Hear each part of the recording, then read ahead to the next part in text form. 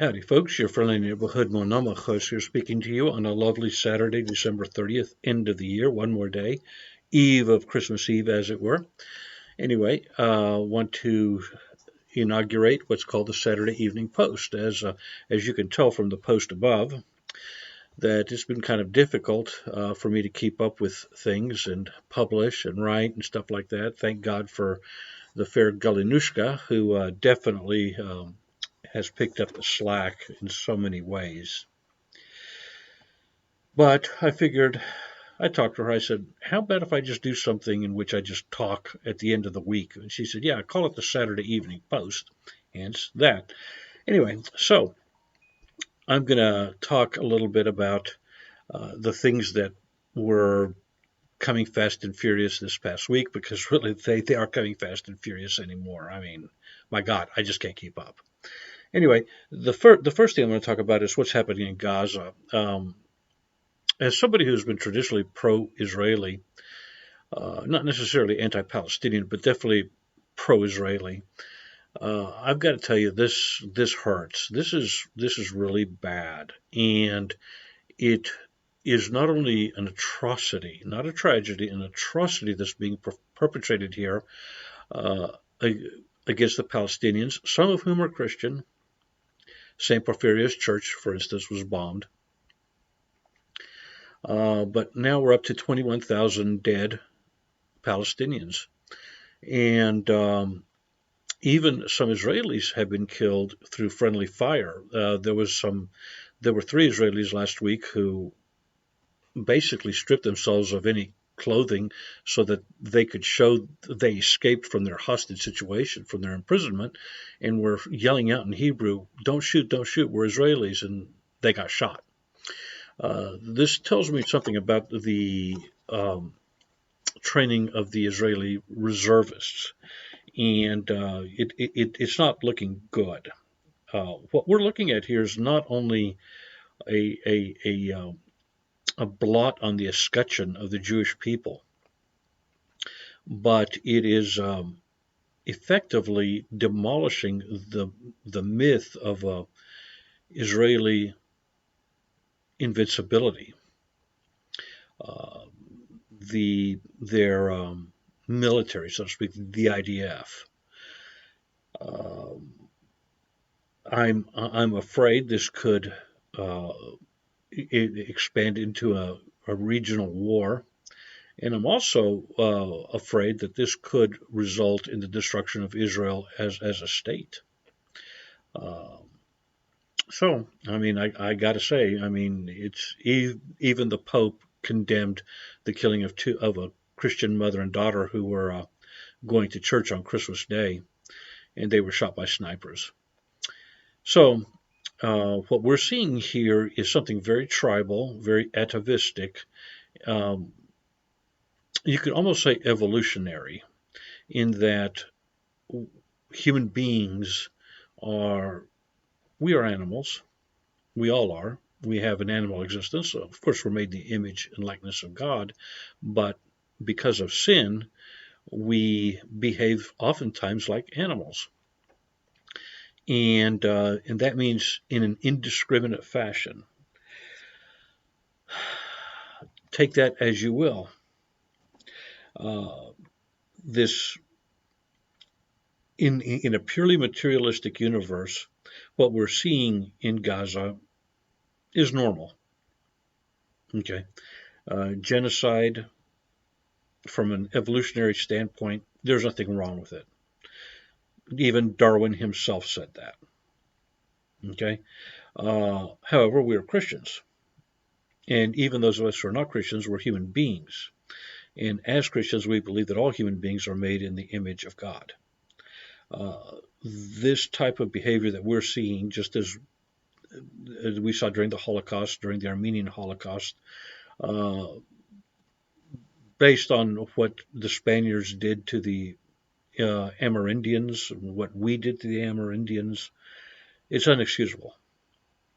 And if it's unexcusable for the Spaniards, the Americans, the Germans, the Turks, and so on, then it's also unexcusable for the Israelis. That's all I'm going to say about this. Okay, now the next one is Frankie Goes to Hollywood. Um, I wanted to say Frankie screwed the pooch. Um, the furor, the ferocity of the blowback has been stunning to me against what he did, specifically what Cardinal Kissy Fernandez, the director of the Dicastery for the Defense of the Faith, did. He wrote this new protocol, and the Pope foolishly accepted it. I am somewhat glad that the furor, I wish they hadn't have done it in the first place. There's no need for it. It's just a scandal all the way around. I am glad, however, to see the ferocity, because let's be honest, the tranniest, LGBT, gay, homosexual, feminazi juggernaut has been plowing ahead now for 30 years, and it's only accelerated. So I was glad to see a pushback. Now, I could say more about this, but I just want to say two things, finish it off with two things, and that is that Francis, according to the word on the street in the Vatican, is that he has surrounded himself with sycophants because he can't trust anybody outside of a closed inner circle. And this closed inner circle is ultra liberal, and you could say quasi apostate. And because he feels himself surrounded, at least this is what I'm hearing, he trusts them too much. And hence, he didn't get any good advice when he came out to this. Just because Fernandez, and the reason they call him Kissy Fernandez is because he wrote a book called Heal Me With Your Mouth, something to do with the art of kissing. Okay, it's ridiculous. So,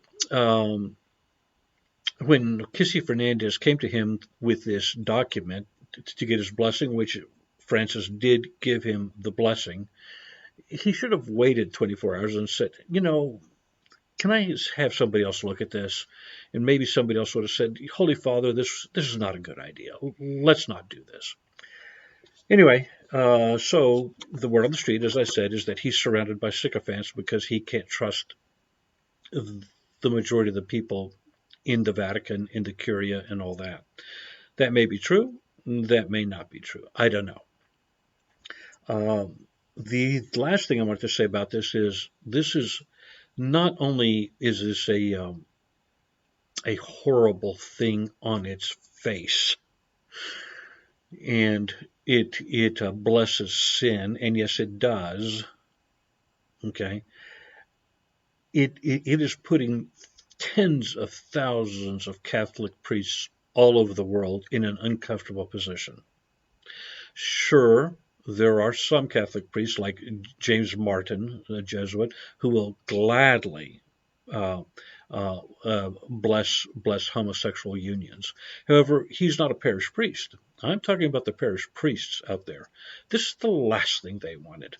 Sure, they have the authority. It's in that paragraph 31, I believe, or paragraph 34, that a priest does not have to do this. The problem is, let's be honest, if a priest disregards it, even if he believes it's okay, simply because he doesn't want to deal with the fasaria, as the Greeks say, the tumult, then the gay couple will complain to the bishop. And in America, at least, where there's hardly any freedom of religion anymore, that parish may be brought up on charges for hate crimes or something along those lines. So this is the last thing your average parish priest wanted to have dropped on his lap. Trust me on this. Okay, next we go to Trump dominating the news. Excuse me, I dropped my glasses. Well, they keep on throwing the kitchen sink at Trump, and he keeps on winning. Even Frank Luntz, a Trump hater, Republican Trump hater, minion of the Uniparty, said that when this Colorado Supreme Court struck Trump from the ballot, which interestingly enough they actually didn't do, but it's complicated. This is only going to help him, and it has. He's just rising in the polls, and the Republican Party in Colorado said, okay, well, we're going to do away with the primary system, and we're just going to go to straight caucus. Now, of course, Maine, the Secretary of State of Maine, has stricken him from the ballot, and I believe the Lieutenant Governor of California is trying to do so as well. Again, this is only going to inure to Trump's benefit. And if nothing else, it's showing the normal people of America, the normies, as we like to say, that we're not living in America anymore. This is we're in a bad spot. And, you could take Civics 101, which you learned in 8th grade, or I did in 8th grade, and just take that textbook and just throw it out the window. It's we're basically living in a lawless society now. And it's not good. Even Mike Huckabee, former governor of Arkansas, former presidential candidate, and all around nice guy, a typical neoconish center right Republican, said if Trump is removed from the ballot or the system is rigged against him in the next election, then this will be the last election we decide by ballots. All future elections will be solved by bullets. And he's right. So somebody at Big Democrat HQ or Uniparty HQ needs to get on the phone and tell these yahoos, these blue pillars, quasi-Bolsheviks, to cut the crap out, because this is only going to help Trump. Okay, now we go to Rome, Visigoths, and Dick Durbin. 2 weeks ago, Dick Durbin let the cat out of the bag. He said we need. He looked at the border situation. Clearly, it's horrible by every stretch of the imagination. It's horrible, and it's only getting worse. And he decided, well, let me make a virtue out of necessity. So what did he do? He said, well, in his typical smarmy Dick Durbin fashion, senator from Illinois, he said, we need to let some of these people come in, actually all of them, because we're not meeting our recruitment standards. And in other words, the American military is slowly fading into oblivion. The white Christian demographic is simply not joining the Army in the numbers that the Army, the Air Force, the Marines, the Navy needs, okay, to have an effective fighting force. Okay, so he said these people can pick up the slack. Now, I do want to say something later about that point, but as you can tell, it said Rome, the Visigoths, and Dick Durbin. Why do I say Rome and the Visigoths? Because Rome had the same problem at the near end of their empire, at least in the West, and these Visigoths and Ostrogoths and Vandals and Alans and other sort of barbarians begged and crossed over the Roman limes, or the borders around the Rhine River, because they were scared of the Huns. And the Huns were pushing them, and they were truly scared of the Huns. So, these barbarians, these Germanic barbarians, you think they're bad, I got to wonder how bad the Huns were. Anyway, they wanted protection, and they asked to be brought into Roman territory, and they were brought in.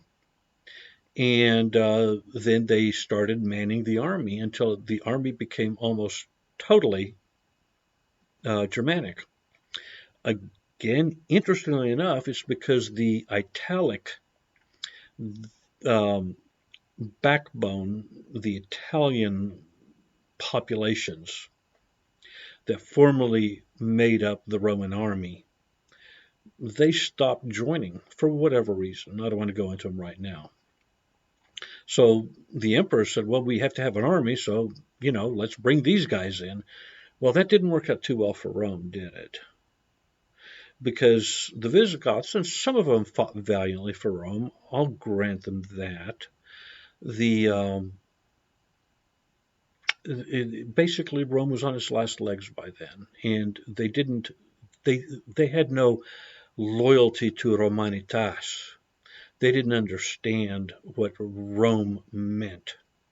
Okay, and when push came to shove, Rome fell in the west for a variety of reasons, but the fact that these Germanic barbarians were making up the backbone of the army did not help in under any circumstances. Okay, so the other point that I wanted to make about this is that our deep state, like certain of the Roman aristocracy, they kind of wanted them in the first place because they weren't Roman. And like all oligarchs, they're scared of the population, of the native population. A Roman soldier, let's put it this way, a Roman legion made up of Roman soldiers is not going to want to kill, lay siege to a Roman city made up of Romans who are probably their allies, kinfolk.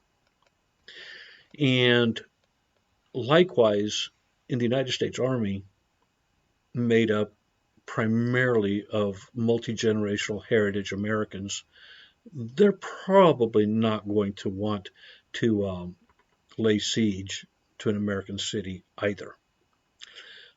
An army made up of foreigners, however, will. Most probably will. Okay? So, there you go.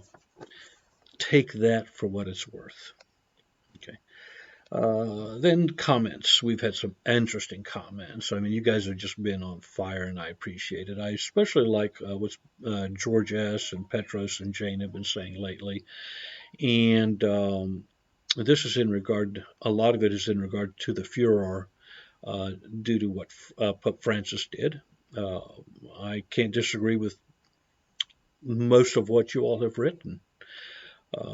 Keep up the good work, and there are other great writers and commentators, but those are the ones that just came sparked a big interest.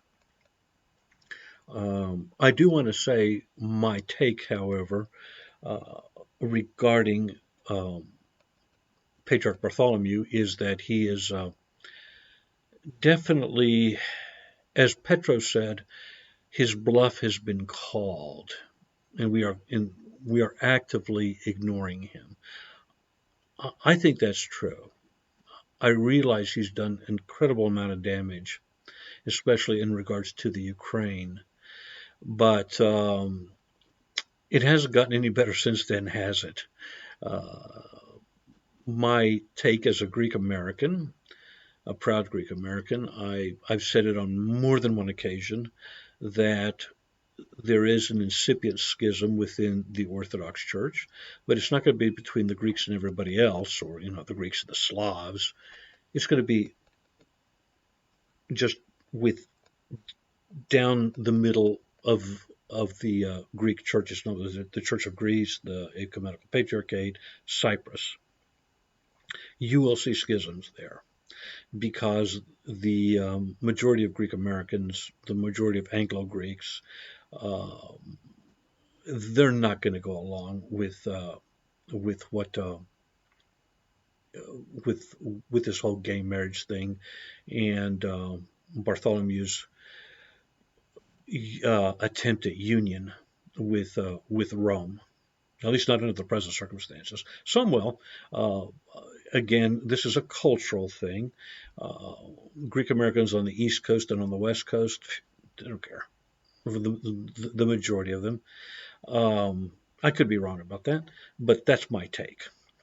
Anyway, so what do we have to look forward to in 2024?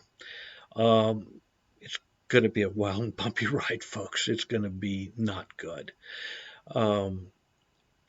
I would not be surprised if the election is called off in 2024, especially now that Trump looks like he's going to win the nomination, and he's like 5 points ahead of Biden. Uh, there's either is not going to be an election or there's going to be a massive false flag. There's going to be a couple of false flags, and they're going to have to do with the what's going on in Yemen right now and in the Middle East. Uh, whether this will escalate into a global war, I cannot say. I certainly hope not. But, you know, if the false flag happens, then all bets are off. Um, that's all I can think of right now. Oh, last prediction. The nominee for the Democrat Party, if they decide to go ahead and have an election, is going to be Hillary Clinton, and and her vice president is going to be Gavin Newsom. So there you go. And in the meantime, I want to say we've had a wonderful time here at Monomachos, Gail and I. We hope to continue to do so. Some of you have been extremely kind to us personally and generous, and you know who you are, and we appreciate it very much. Thank you. Pax, let's try to love one another, and whatever happens in 2024 and beyond, remember God is still on his throne. Adios.